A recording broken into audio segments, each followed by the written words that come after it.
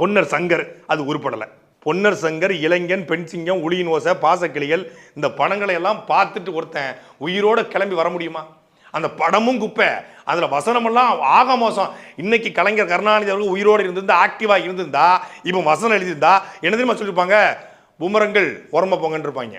அன்றைக்கு கருணாநிதி அவர்கள் வசனம் எழுதிய காலகட்டத்தில் யூடியூப் கிடையாது, ஃபேஸ்புக் கிடையாது, ட்விட்டர் கிடையாது, இன்ஸ்டாகிராம் கிடையாது, ரீல்ஸ், ஷார்ட்ஸ் இதெல்லாம் கிடையாது, வாட்ஸ்அப் கிடையாது.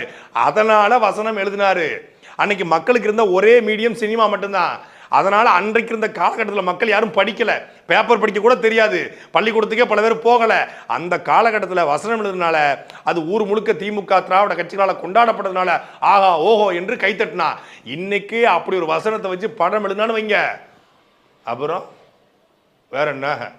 அப்புறம் பொறுத்தது போதும் பொங்கி எழுவாயே, பொறுத்தது போதும்